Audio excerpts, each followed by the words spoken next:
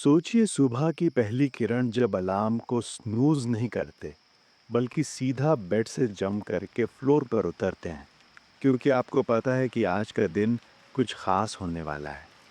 Imagine Okinawa island पे वहाँ के 100 साल के बुजुर्ग गार्डन्स में काम करते हैं, डांसिंग अटेंड करते हैं और हर मोमेंट का पूरा मज़ा लेते हैं। उनका सीक्रेट कोई मिरेकल पिल नहीं, बल्कि एक simple philosophy, ikigai, your reason for being. ये वो वजह है जो आपको हर सुबह पर्पस के साथ जागने का जुनून देती है। आज मैं आपके साथ शेयर करूंगा कैसे आप अपनी इकिगाई डिस्कवर करके अपनी जिंदगी को न सिर्फ लंबा बल्कि डीपली फुलफिलिंग बना सकते हैं।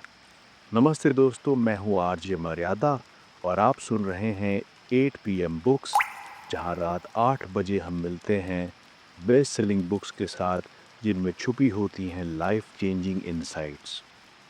आज की किताब है इकिगाई, हेक्टर गार्सिया और फ्रांसिस मिरालिस की इंटरनेशनल बेस्ट सेलर, जिसने जापान के ओकिनावा के बुजुर्गों से मिलकर उनकी ज़िंदगी का राज दुनिया के सामने रखा है। ये बुक सिर्फ थ्योरी नहीं देती बल्कि प्रैक्टिकल विजडम शेयर करती है जो आपको हर सुबह एक क्लियर पर्पस के साथ जागने में मदद करेगी। हेक्टर गार्सिया एक स्पेनिश इंजीनियर जो टोक्यो में रहता है और फ्रांसिस मिरालिस एक राइटर बार्सिलोना से, ने जब ओकिनावा के लॉन्जिविटी डेटा देखा तो हैरान रह गए। यहाँ हर 1000 लोगों में 24 से ज़्यादा सेंटेनेरियंस हैं। फिर वे खुद ओगिमी विलेज गए, जो विलेज ऑफ लॉन्जिविटी के नाम से मशहूर है। सुबह के वक्त जब वे वहाँ पहुँचे तो उन्होंने देखा कि 90 साल के बुजुर्ग अपने गार्डन्स में सब्जियाँ उगा रहे थे। 95 साल की महिलाएं विलेज हॉल में ट्रेडिशनल डांस प्रैक्टिस कर रही थीं और कोई भी थका हुआ या उदास नहीं था। हर कोई एंगेज था। हर किसी के पास कल के लिए कोई न कोई मकसद था। इन बुजुर्गों ने रिटायरमेंट का कॉन्सेप्ट कभी नहीं माना। इकिगाई दो जापानीज शब्दों से बना है, इकी और गाई। इकी का मतलब होता है जिंदगी और गाई मतलब वजह या कीमती चीज। दोनों मिलकर इसका अर्थ होता है जीने की वजह या जीने का मकसद। इस मकसद को समझने के लिए आपको 4 सवालों के जवाब ढूंढने होते हैं। आप क्या चीज़ पसंद करते हैं? आप किस में अच्छे हैं? दुनिया को आपकी क्या ज़रूरत है? और आप कैसे इससे अपनी रोज़ी रोटी कमा सकते हैं? जब ये 4 चीज़ें मिलती हैं तो आपका इकिगाई बनता है।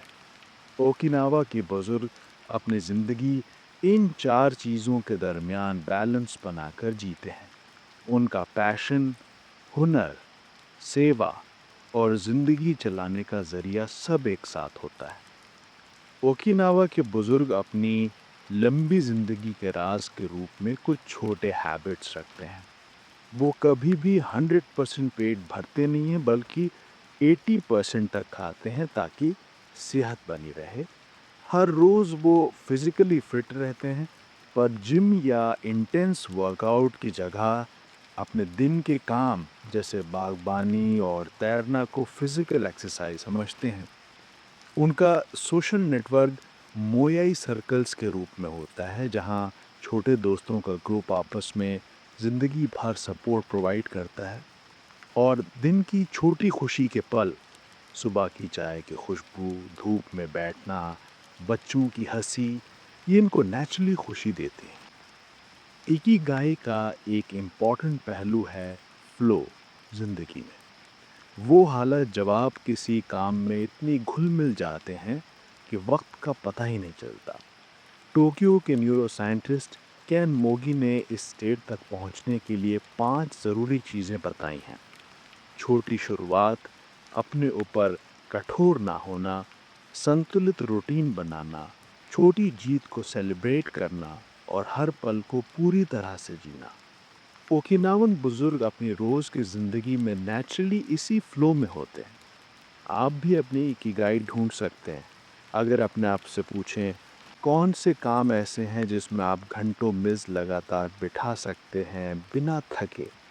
आपको किन चीज़ों में लोग तारीफ़ करते हैं? आप अपनी कम्युनिटी में किन मदद की ज़रूरत देखते हैं? आप इन चीज़ों को कैसे अपनी रोज़ी-रोटी का ज़रिया बना सकते हैं? शुरुआत में कई चीज़ें ओवरलैप नहीं करती और ये बिल्कुल नॉर्मल है। जैसे-जैसे आपको अपने आंसर्स मिलते हैं, इकिगाई ग्रेजुअली उभर कर आती है और ये आपकी ज़िंदगी के हर मोड़ पर बदलती भी रहती है। आज के स्ट्रेसफुल मॉडर्न लाइफ में इकिगाई एक नया नज़रिया देती है। जब हम अपने लाइफ को सिर्फ सक्सेस और मटेरियल अचीवमेंट से नापते हैं तो हम अपना मन और तन दोनों थका देते हैं। इकिगाई कहता है कि असली सुख पर्पस में है, ना कि सिर्फ शानदार गोल्स अचीव करने में। जब आपका काम आपकी इकिगाई से जुड़ा हो तो ये कभी बोझ नहीं बनता, बल्कि जीने की खुशी बन जाता है। इकिगाई मुझे ये सिखाती है कि ज़िंदगी एक्स्ट्रॉर्डिनरी तब बनती है जब हम अपनी रोज़मर्रा की छोटी-छोटी खुशियों को एक लार्जर पर्पस के साथ जोड़ देते हैं। मैं इस बुक को 9.5 आउट ऑफ 10 देता हूँ, क्योंकि ये दिल को छू लेने वाली कहानियों और प्रैक्टिकल हेल्प का बेहतरीन कॉम्बो है।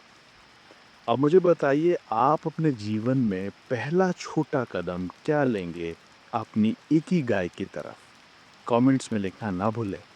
हमारे चैनल को सब्सक्राइब करें ताकि आप कल की नए एपिसोड को मिस ना करें। मैं हूँ आरजे मर्यादा। 8 पीएम बुक्स पर अपनी इकिगाई ढूंढिए और हर सुबह एक नई उम्मीद के साथ जागेगा।